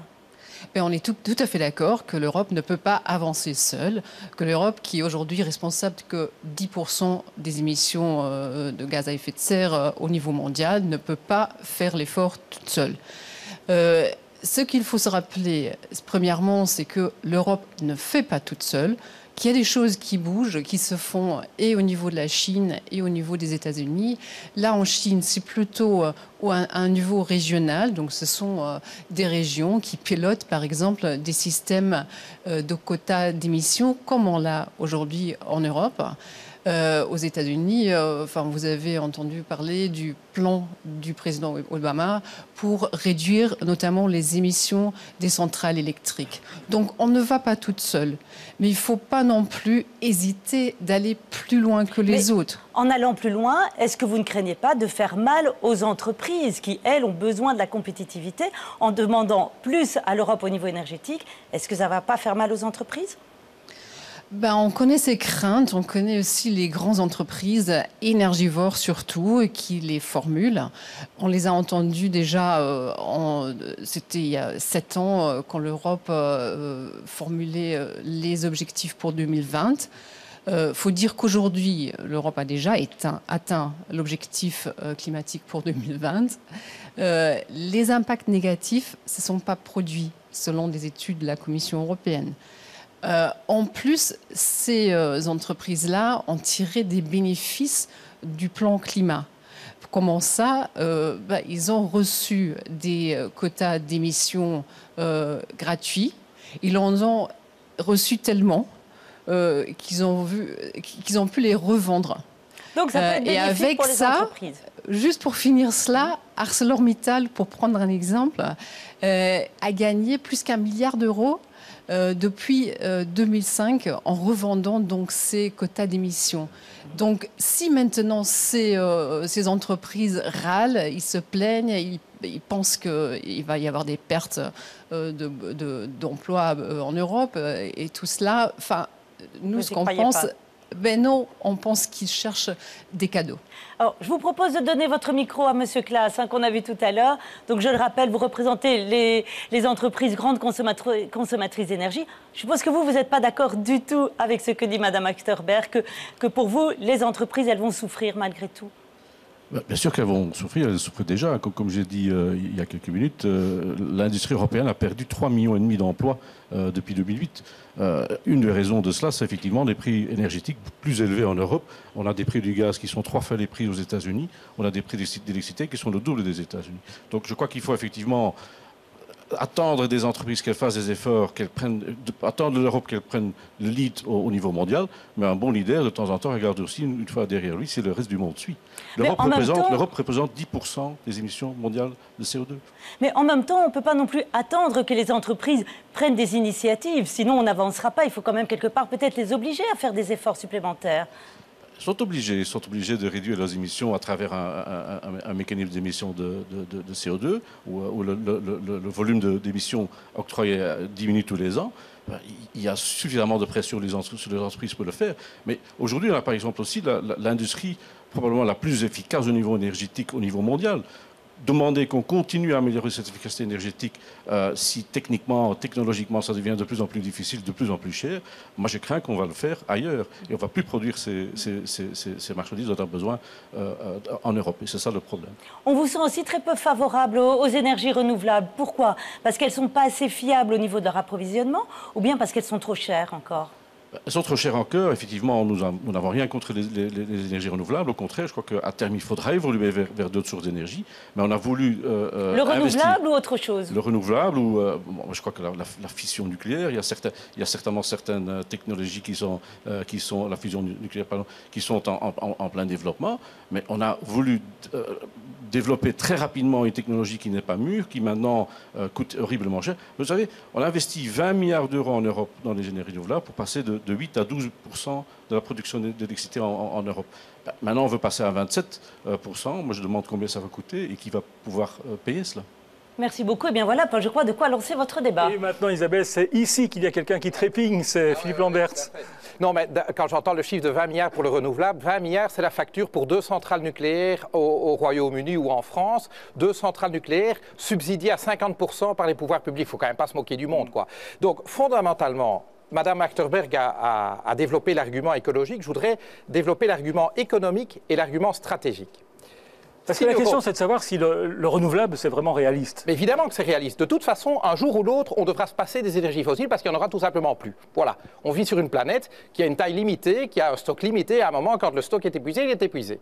La question qui se pose, c'est est-ce que l'Europe pense qu'elle a 25 chantiers où elle peut prendre un leadership mondial en matière technologique, en matière d'innovation? Nous pensons que la transition énergétique est un des rares chantiers où l'Europe peut justement gagner la bataille de la compétitivité en étant pionnière. La même chose sur la question de l'indépendance stratégique. L'affaire de l'Ukraine nous a rappelé la dépendance de l'Union européenne à l'égard de personnes aussi sympathiques que Vladimir Poutine ou accessoirement les cheikh arabes. La facture énergétique que nous coûte chaque année, pas une fois de temps en temps, chaque année, les énergies fossiles, c'est 400 milliards de dollars au prix actuel. Et donc, est-ce qu'on veut un jour ou l'autre se débarrasser de cette facture et de cette dépendance stratégique qu'elle implique? Et là, ce ne sont pas les objectifs CO2 qui nous garantissent ça, ce sont les objectifs d'efficacité énergétique et les objectifs de renouvelables. Et c'est pour ça qu'ils sont si importants. Et c'est là que nous sommes extrêmement déçus parce que non seulement ces objectifs réduisent la vitesse de la transition de moitié, donc on a, si vous voulez, une transition qui a commencé et au moment où ça commence à prendre, on dit bon, on va lever le pied. Et deux, franchement, quand on se met des objectifs qui ne sont pas contraignants, eh bien on ne les fait pas. L'Europe s'est donné comme objectif de réduire ses émissions de CO2, c'était contraignant, on atteint un objectif. On avait un objectif contraignant de renouvelable, on l'atteint. On n'avait pas d'objectif contraignant pour l'efficacité énergétique, surprise, surprise, on ne l'atteint pas. Et donc là-dessus, en effet, je pense que les chefs d'État et de gouvernement ont commis une faute avant qu'elle soit même écologique, c'est une faute économique et c'est une faute stratégique. Inge Grassle, votre pays est intéressant, l'Allemagne, parce que vous avez décidé d'abandonner le nucléaire et vous avez investi dans le renouvelable, mais aussi dans d'anciennes énergies comme le charbon. C'est indispensable, on ne peut pas se passer d'énergie fossile encore aujourd'hui en Allemagne. Non, on ne peut pas parce que l'énergie alternative n'est pas fiable. C'est pour ça qu'il faut, pour être sûr qu'on a le courant quand il le faut, il faut toujours faire les deux. Nous, on voit que pour nous, c'était une décision très difficile et une décision chère pour l'économie. On voit maintenant tant d'effets là-dessus. C'est pour ça qu'à mon avis, il faut être prudent et il faut réaliste. Et je ne suis pas sûre si les chefs d'État ont été suffisamment réalistes, parce que je crois que la question de la déindustrialisation de l'Europe, c'est une question majeure à laquelle M. Juncker fait face. Et vous avez peur que ce plan soit néfaste aux industries en Europe? Tout à fait. Nous, on voit en Allemagne, avec nos décisions, et comme on a besoin des énergies alternatives maintenant, le prix que l'industrie allemande paye, c'est maintenant un point majeur, c'est le point le plus important pour l'industrie quand elle quitte l'Allemagne. Édouard Martin? Non, mais sur ce débat, je vais reprendre un exemple concret que nous avons vécu il y a une dizaine d'années ici en Europe. Et ça va peut-être rassurer, ou en tout cas ça va rafraîchir la mémoire des représentants de l'industrie, pour vous dire que lorsque la chose publique donne des engagements et fait de la pédagogie et donne un schéma, un cap, on peut y arriver. Lorsque, effectivement, après la signature du protocole de Kyoto, l'Europe dit, voilà, on va réduire les émissions de CO2 de l'ordre de 20%. Les sidérurgistes, les producteurs d'acier européens, ils ont tous hurlé au loup, attention, vous nous mettez en péril, on va tous fermer, et si c'est comme ça, on va les produire ailleurs. J'ai simplement envie de dire qu'effectivement, aujourd'hui, ils peuvent aller produire ailleurs, mais quand ils disent on va produire ailleurs, mais ils veulent venir vendre en Europe. faudrait peut-être qu'à un moment donné, l'Europe leur dise, OK, vous voulez produire ailleurs, mais vous irez vendre ailleurs aussi, déjà premièrement. Mais simplement pour revenir là-dessus, c'est que c'est là où la Commission européenne a dit au patronat de la sidérurgie, c'est de dire, voilà, vous inquiétez pas, on va se donner un laps de temps. On va aller par étapes et on va vous mettre 50 millions d'euros sur la table pour que vous, avec les chercheurs, vous trouviez la technique pour moins polluer. Elle a été trouvée. Bizarrement, une fois que vous mettez de l'argent sur la table, la technique a été trouvée. C'est le projet Ulcos. Malheureusement, entre-temps, il y a eu la crise, ça ne s'est pas passé. Et c'est là, effectivement, je rejoins, où vous vous êtes pris à votre propre piège. Vous avez fait de la spéculation avec les quotas de CO2 qu'on vous a donné gratuitement. Donc je pense qu'il faut qu'on tire les leçons de tout ça et avoir un vrai plan précis et puis un cap. Et puis il faut que chacun joue le jeu. Si les industriels, à chaque fois qu'on bouge le moindre petite ligne, nous font le chantage de dire on va les produire ailleurs, messieurs, allez produire ailleurs, mais vous irez vendre ailleurs aussi. Hein. Gérard Depré, il y a des pays où ça marche quand même le renouvelable, plus de 50% en Suède par exemple. Non, mais je suis d'accord, aussi avec ce qu'elle a dit. Ça ne suffit pas parce qu'il y a des moments dans lesquels ça ne produit pas suffisamment parce que la production est trop aléatoire. Donc il faudra des sources de renouvelables qui permettent à un certain moment de se conjuguer. Mais pour l'instant, on n'a pas ce mix. Ce que je veux dire, qui me semble très clair, c'est que, les énergies fossiles, ce n'est pas l'avenir. C'est une évidence totale. Elles iront vers l'extinction et elles vont coûter de plus en plus cher. Donc on a intérêt à chercher des alternatives. 2. Il faut, pour forcer tous les acteurs à avoir des alternatives, du contraignant. Comment est-ce qu'on a fait avec les voitures à un certain moment? Les constructeurs automobiles, les pots catalytiques, mais vous ne pensez pas. Ça va nous coûter la peau des fesses. Bon on a imposé les pots catalytiques. Ils se sont adaptés aux pots catalytiques et on a fait une gradation qui leur a permis de s'adapter dans le temps. Donc, tout le problème, le cap, il est clair. Le fossile n'est pas l'avenir et même le nucléaire n'est pas l'avenir. Il peut tout juste assurer la transition dans un certain nombre de conditions. Mais la sortie du nucléaire, c'est pas au détriment du climat ? Allez, en Belgique maintenant, on est devant un problème quand même assez sérieux. On a des problèmes avec nos centrales nucléaires et qu'est-ce qu'on dit aux gens? Vous savez, en hiver, à un certain moment, on n'est pas sûr que dans votre maison, vous allez pouvoir vous chauffer. Allez, il ne faut quand même pas rigoler. Comme quoi, c'est pas une technologie très fiable. Hein. Mais je n'ai pas dit... jusqu'à présent, elle n'a pas encore pété en Belgique, en tout cas. Hein, donc... Non, en tout cas, on ferme des centrales parce qu'elles ne sont pas fiables. Non, je suis désolé, c'est pas des machines très solides. Parce qu'on fait des examens sérieux. Et qu'on arrive à la conclusion qu'on ne peut pas les laisser continuer. C'est pas nous qui avons décidé. Hein. Quand on a un parti comme le tien et qu'on a trompé les gens comme on les a trompés en matière de photovoltaïque, on ne va pas parler trop de politique belge. On est un peu moins assertif que tu ne l'es maintenant sur un certain nombre de... Continuez, Gérard Depré. On parle d'Europe. J'y viens. Donc ce ne sont pas... Il faut aller dans cette direction. Mais tout le problème est le rythme, n'est-ce pas? Vous devez, comme on l'a fait pour les voitures. On est bien d'accord. Et des capacités financières qu'il faut mobiliser à un certain moment. Je suis d'accord avec une partie de ton argumentation sur le fait que, en fait, le fossile coûte relativement plus cher qu'on le dit maintenant. C'est un peu de calcul financier. Ça, c'est un calcul relativement simple à faire. Mais dire que maintenant, nous avons la solution totale au problème énergétique avec les énergies alternatives... Mais il faut faire de la recherche. C'est faux. Exactement. Louis Alliot. Tout est une question de rythme. Oui, mais si on mettait un dixième dans le stockage d'énergie, dans la recherche sur le stockage d'énergie... pour assurer la permanence de l'approvisionnement. On écoute Louis Alliot. Je pense effectivement qu'il faut mettre le paquet sur la recherche et l'innovation, y compris d'ailleurs la recherche et l'innovation dans le nucléaire. Vous discutez aujourd'hui avec des spécialistes qui vous disent que demain, si on fait de la recherche, on pourrait avoir éventuellement du nucléaire plus propre. Je ne dis pas totalement propre, plus propre. Voilà. Là, l'Europe, on le voit bien aujourd'hui, on n'en a pas parlé. Regardez le gaz de schiste et le débat autour du gaz de schiste. Les Américains pompent à plein pot. En Europe, il y a une différence incroyable. Les Polonais l'autorisent ou le pratiquent, je crois. La France l'interdit. C'est un enjeu aussi majeur écologique que plus personne n'en parle.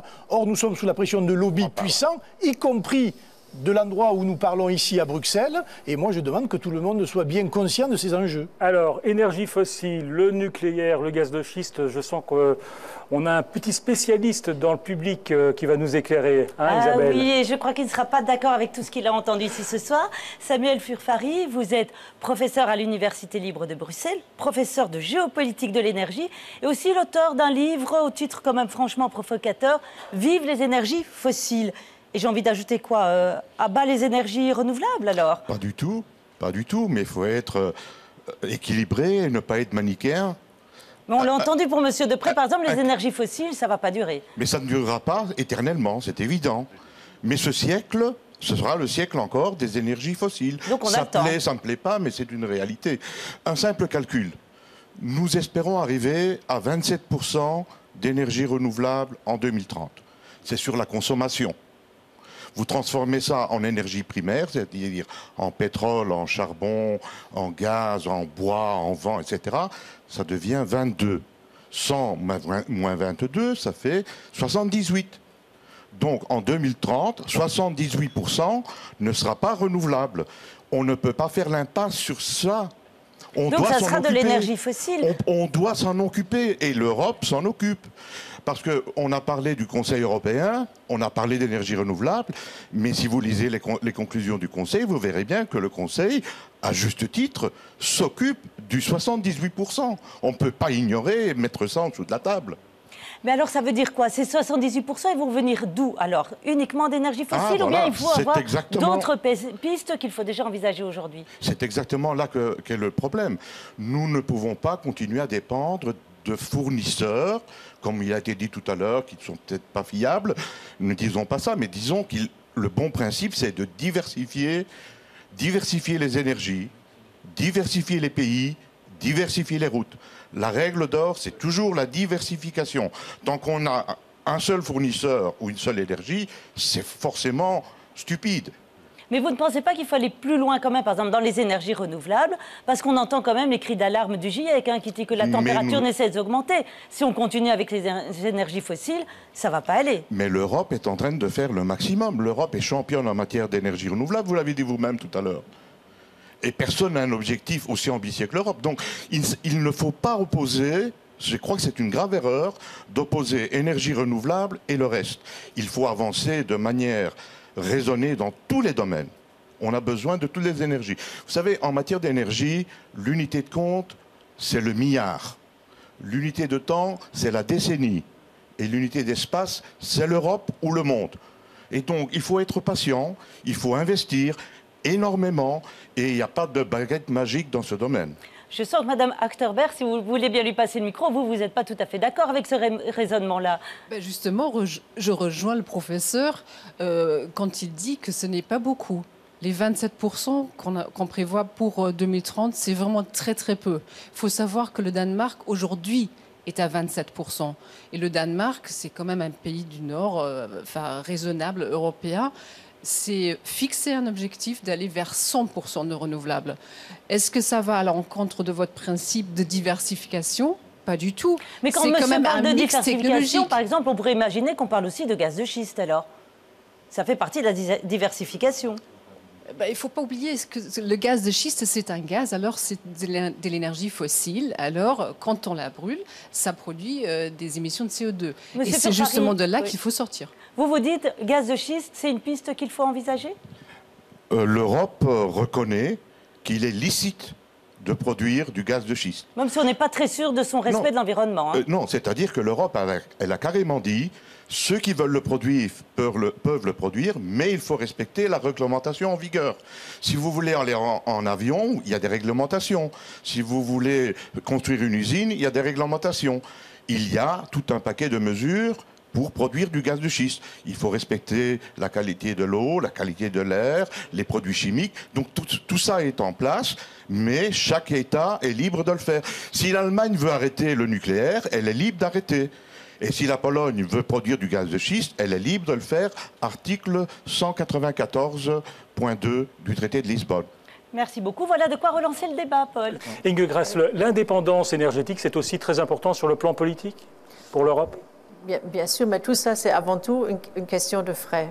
Je voulais dire la comparaison avec le Danemark. Alors, la consommation d'énergie d'une entreprise en Allemagne, c'est le BASF, grande compagnie chimique, c'est égal à la consommation de tout le Danemark. C'est ça le défi. Le défi, c'est aussi l'industrie. Il nous faut trouver des réponses pour l'industrie.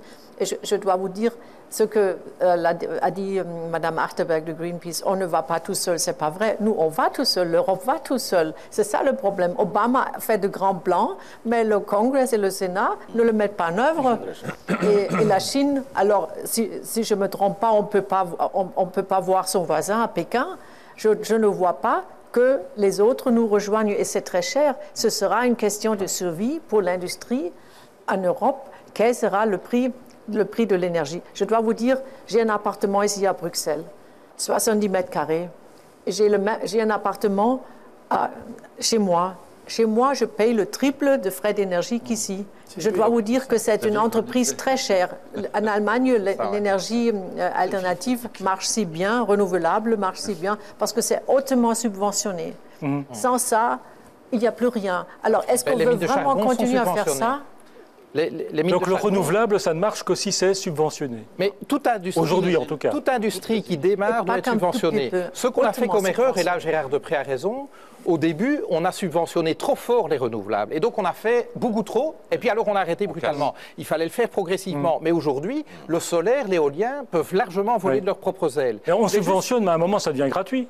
Ça ne devient pas grave. Oui, je veux dire, la production en régime, oui, mais vous devez investir d'abord. Vous devez d'abord amortir votre investissement. Le coût d'installation. Bien sûr. Mais je voulais réagir à ce que M. Forfari avait dit. Il se réjouissait que chaque pays faisait ce qu'il voulait. 2 minutes après avoir dit que de toute façon, la bonne échelle, c'est au moins l'Europe. Il faudrait une politique énergétique européenne. Je voudrais ajouter un autre point, c'est que les hydrocarbures sont une ressource tout à fait particulière. Et que la dernière bêtise qu'on doit faire, c'est de brûler ces molécules particulières. Parce qu'en fait, ce qu'on devrait faire des stocks d'énergie fossile qui nous restent, c'est les utiliser non pas comme stock d'énergie pour les brûler, mais bien comme source pour faire des matériaux. C'est là qu'on doit mettre la priorité. Et donc, chaque tonne de pétrole qu'on brûle est une tonne que l'on ne peut pas utiliser pour faire des matériaux plutôt que de la brûler. Et donc, c'est pour ça aussi qu'il faut avancer. Et nous ne voyons pas la transition énergétique comme un fardeau qu'on doit tirer, mais bien comme un projet d'investissement qui est créateur d'opportunités. Et je constate qu'une partie de l'industrie pleure et geint et se plaint que la vie est dure, mon bon monsieur, vous savez. Tout ça parce qu'ils sont des actionnaires qui demandent beaucoup d'argent très vite et sans effort. Mais ce que je constate, c'est qu'il y a une autre partie de l'industrie des matériaux de construction, l'industrie de l'éclairage, l'industrie des énergies renouvelables. Ils nous demandent tous des objectifs ambitieux et contraignants. Mais curieusement, ceux-là, on ne les écoute pas. Gérard Depré, conclusion? Conclusion, je pense que le professeur a dit tout à l'heure ce qui me semble être la bonne philosophie. Il faut aller dans la direction d'énergies qui sont soutenables, qui sont écologiques, comme vous l'avez dit tout à l'heure. Mais tout le problème est un problème de rythme. Si vous voulez aller trop vite et si vous cassez à un certain moment... Regardez, je ne plaide pas pour le nucléaire, je n'ai aucun intérêt dans le nucléaire. L'Allemagne fait l'abstraction du nucléaire, regardez où elle en est sur le plan énergétique et elle est retombée dans le charbon. Quel est le progrès? Donc je dis, la direction est claire, mais tout le problème est le problème du mix et du rythme auquel on peut faire les choses. C'est pas une équation facile. Parce que nous avons besoin d'industrie, on en parlait tout à l'heure. Et un des drames en Europe maintenant, c'est qu'à l'exception de l'Allemagne, il faut dire que c'est un des domaines dans lesquels l'Allemagne a été meilleure que tous les autres pays européens. Il faut le reconnaître. À l'exception de l'Allemagne, nous sommes en faillite industrielle dans la plupart des pays de l'Union européenne. Alors, dernière grande question que l'on va poser dans cette émission, l'Europe protège-t-elle le citoyen qui est aussi un consommateur? Eh bien, pour commencer, on va demander à une spécialiste des labels de répondre à cette question. Un livre, un jour toujours, proposé par Irène Delanglois.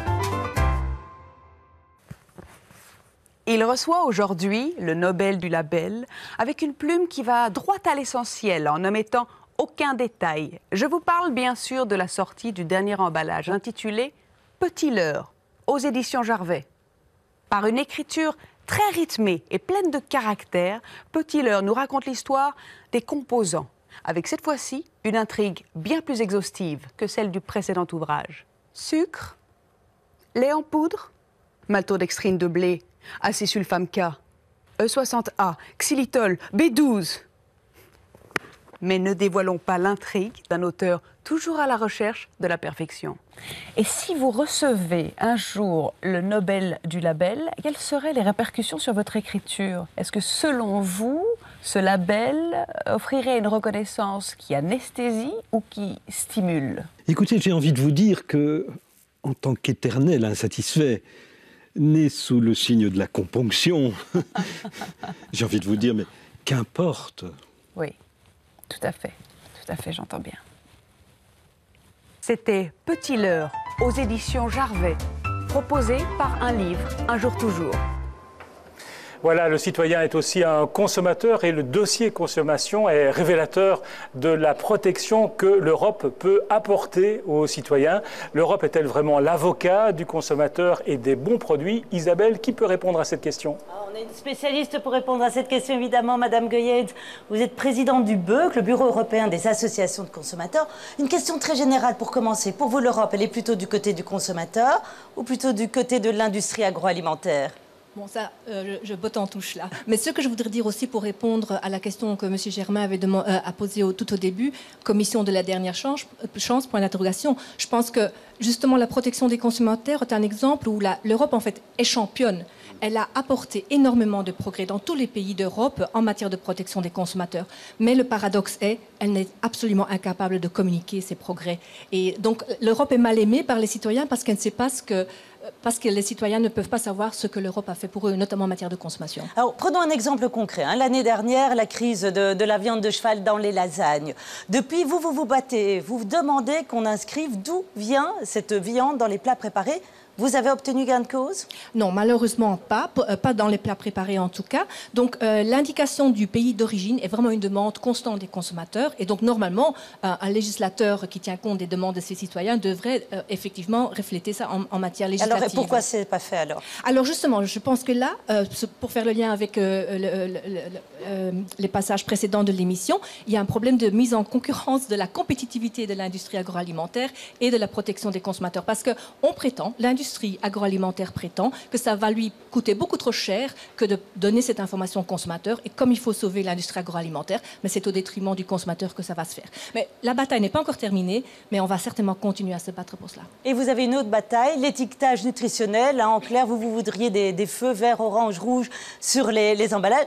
Là aussi, vous avez perdu. Oui, enfin, la bataille, pas la guerre. Vous savez, on est plutôt têtu dans le mouvement consommateur. Mais il est clair que des codes couleurs sont des codes qui sont très rapidement compris par les consommateurs. Et les consommateurs peuvent faire des choix en connaissance de cause rapidement dans le magasin. Et pour le moment, ce système n'est pas généralisé, n'est pas obligatoire. Et il est mal aimé par le législateur, de nouveau, à cause de la pression de l'industrie agroalimentaire qui a peur du rouge sur ses emballages. Eh bien voilà, Paul, quelques exemples concrets pour alimenter, évidemment, votre débat. Gérard Deprez, c'est vrai que c'était assez étonnant, cette histoire de lasagne au cheval. La Commission avait promis d'imposer aux industriels de mettre sur les emballages... C'est un cas de tricherie. Je veux dire, dans tous les métiers, vous pouvez avoir les meilleures réglementations du monde et les meilleurs systèmes de contrôle. Il y a toujours des salopards qui trichent. Et donc, vous êtes tombé là sur des gangsters de l'alimentaire. Il faut dire les choses comme elles sont. Et il y en a certainement qui sont encore à l'œuvre maintenant. Comme vous avez des gens qui fabriquent de la fausse monnaie, vous avez des gens qui amènent maintenant de la drogue, etc. Donc, malgré les meilleures lois... Mais ce que madame a dit m'intéresse beaucoup. Elle a dit l'Union européenne fait énormément de choses pour les consommateurs. Il y a des choses qu'elle n'a pas faites. Je ne suis pas sûr que je serais d'accord avec les codes rouges, bleus, oranges, etc. On peut discuter. Je ne sais pas si c'est la méthode la plus opportune. Mais elle a dit aussi, elle ne fait pas suffisamment de la publicité. Et là, de la publicité pour les mesures qu'elle... Et là, nous sommes devant un problème fondamental pour l'Union européenne. Pourquoi ? Parce que la plupart des mesures que l'on prend pour la protection des consommateurs, on le fait par l'intermédiaire de directives au niveau européen. Et ces directives, elles n'existent pour les consommateurs que lorsqu'elles sont transposées par la loi dans les différents États nationaux. Et les gouvernements nationaux ne disent pas, vous savez, j'applique la directive européenne. Non, non, non, non. Les parlementaires disent, nous avons voté une législation de protection des consommateurs. Et tous les parlementaires nationaux, vous n'en avez jamais un seul qui vous dit, j'ai appliqué intégralement la directive européenne et voici la nouvelle législation qu'on a faite en application de cette directive. Non, ils disent, nous avons voté une loi. Dans tous les domaines où il y a des directives et où c'est intéressant pour les consommateurs, les parlements nationaux font comme s'il n'y avait pas de directive européenne. Ce que Monique Goyens a dit est très, très, très significatif. C'est quelque chose que j'entends tous les jours. C'est, oui, vous comprenez, on a entendu les consommateurs, on a entendu les entreprises, et donc on ne peut pas faire plaisir à tout le monde, et donc on a fait quelque chose là entre les deux. Et on met toujours en balance, c'est quand même frappant, on est ici en démocratie, comme si la démocratie devait ménager l'intérêt des consommateurs, comme si les intérêts des consommateurs c'était un groupe d'intérêts particulier, et les entreprises c'est un autre groupe d'intérêts particulier. Je voudrais rappeler que la démocratie, c'est le gouvernement du peuple, par le peuple, pour le peuple, et pas le gouvernement du peuple, par les entreprises, pour les entreprises. Et donc, il faut se rappeler une chose, c'est qu'il n'existe pas, nulle part dans aucune constitution, quelque chose qui s'appelle le droit au profit.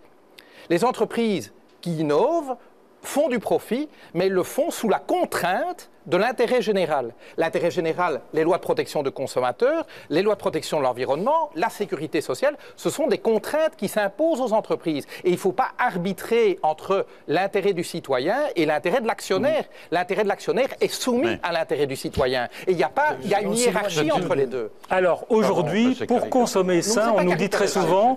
C'est pas caricatural, c'est ce qu'on vit tous les jours.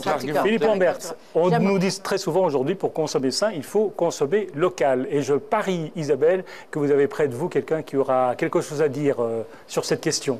Oui, nous avons Joël Lambert, vous êtes agriculteur depuis une quarantaine d'années, depuis 25 ans, excusez-moi, et depuis une quinzaine d'années, vous vous consacrez uniquement au bio. Alors vous aussi, de façon très générale, est-ce que vous avez l'impression que l'Europe soutient des petits agriculteurs bio comme vous, ou bien elle soutient plutôt les grands agriculteurs et plutôt l'industrie ?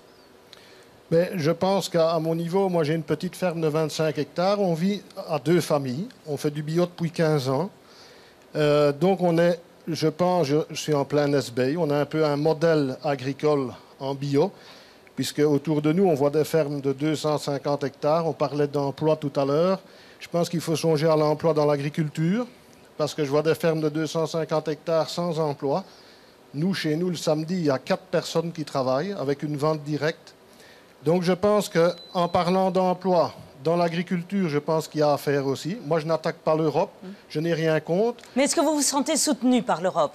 Non, actuellement non, sincèrement. Mais je n'ai pas dit que ça ne peut pas se faire. Mais je pense que l'Europe doit revoir beaucoup de choses au niveau agricole. Il ne faut pas tomber dans le modèle de la PAC, comme on a connu cette PAC qui a détruit beaucoup de petites fermes.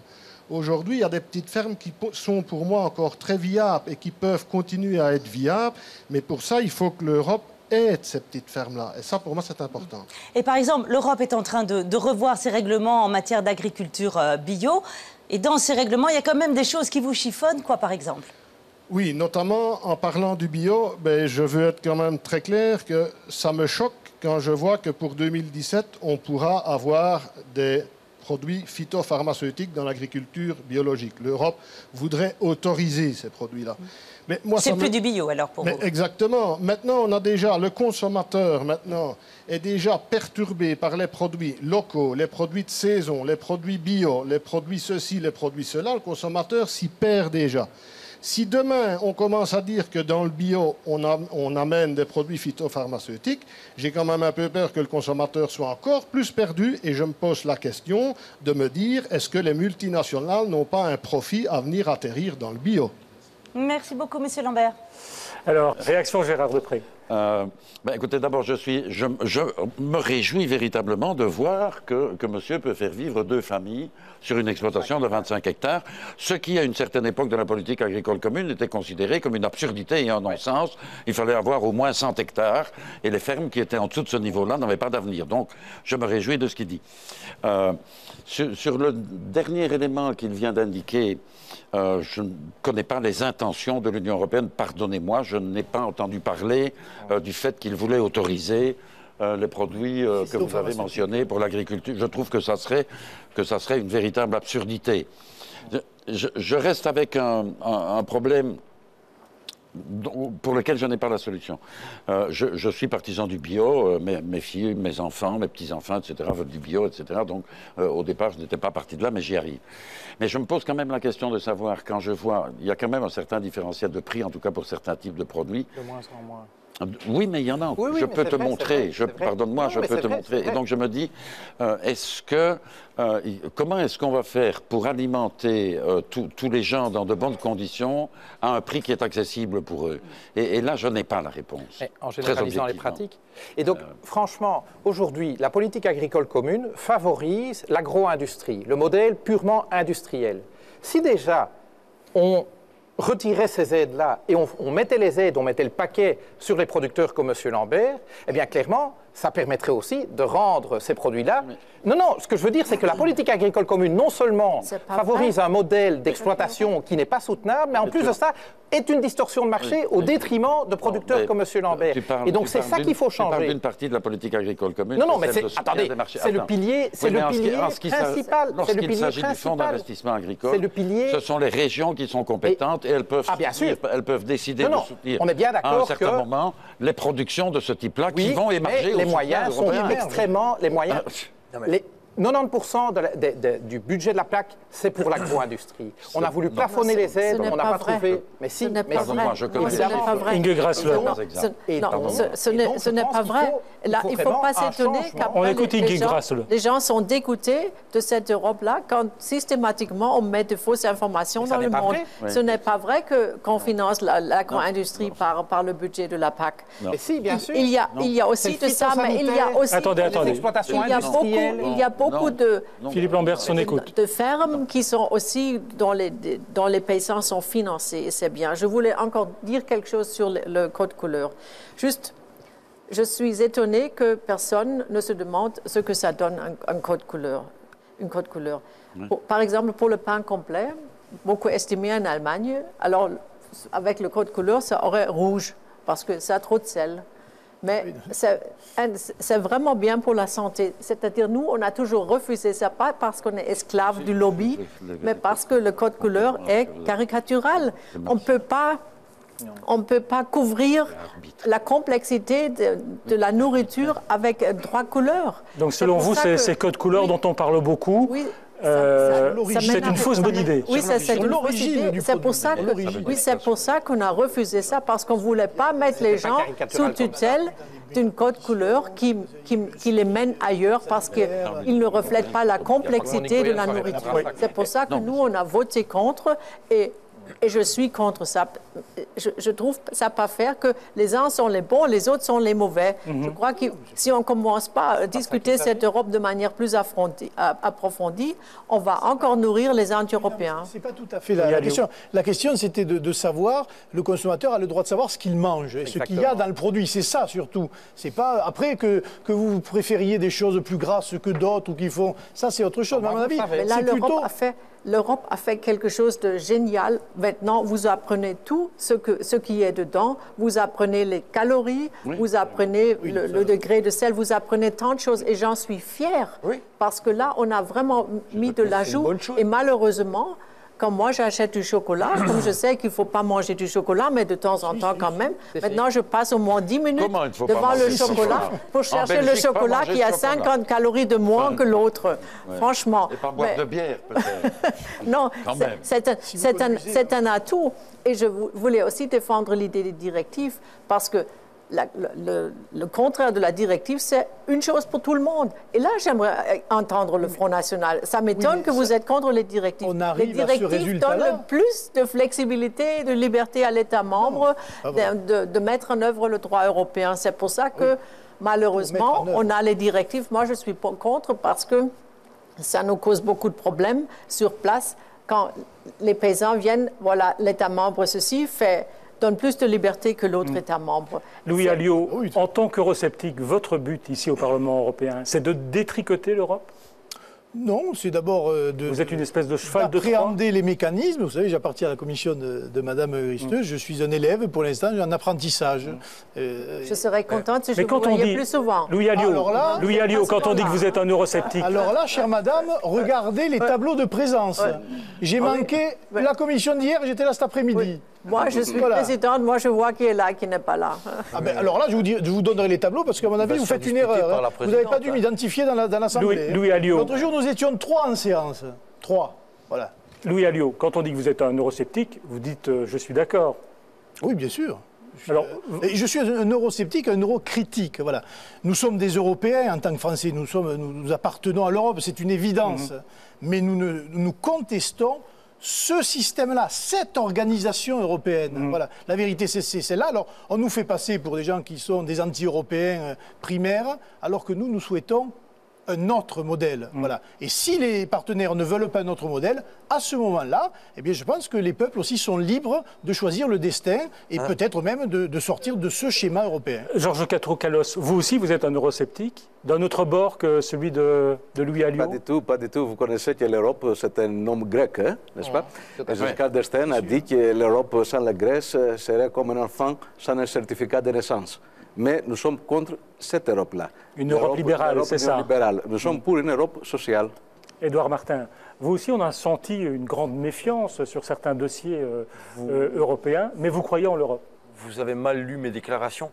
Moi, simplement, je vous ai entendu. Je vais vous répondre, mais je suis heureux d'apprendre que M. Alliot est pro-européen. Non, je ne suis pas pro-européen, j'ai dit que j'étais européen, c'est pas pareil. Parce que sa présidente, Mme Le Pen, a dit qu'il venait ici pour justement détruire cette Europe. Donc voilà, je suis heureux d'apprendre que M. Vous êtes français Alliot, et vous êtes européen. Voilà, Alliot, Alliot, M. Alliot est pro-européen, donc c'est une bonne nouvelle. Je suis européen, je n'ai pas dit pro-européen, je suis européen. Donc, de culture, de civilisation.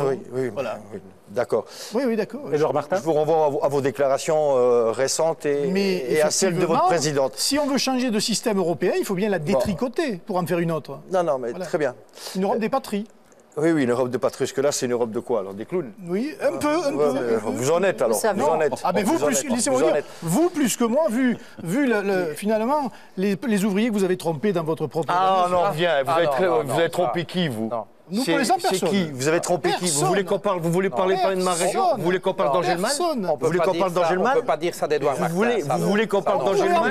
Vous voulez qu'on parle d'Angelman? Vous savez qu'il a été retoqué par... Pourquoi vous criez, vous énervez? Non, mais parce que vous parlez de bêtises. Non, c'est vous la bêtise. Vous n'avez jamais mis les pieds à Florange. Louis Alliot, vous faites quand même une accusation un peu forte. Donc ne me cherchez pas sur ce terrain-là. Vous ne savez même pas où est Florange. C'est pas vrai. Vous ne savez même pas où est Florange. Ne parlez pas de ce que vous ne connaissez pas. Avant de connaître... Ça, vous n'en savez rien. Essayez de détricoter l'Europe. Essayez d'apprendre de la carte, sur la carte où est Florange. Vous ne savez même pas où c'est. Vous ne savez même pas où c'est Florange. Donc ne parlez pas de choses que vous ignorez. Ne vous inquiétez pas, je sais vous ne savez absolument rien sur Florange. Je sais le combat que vous avez tenu pour finir député du Parti Socialiste. Et ça vous embête, ça?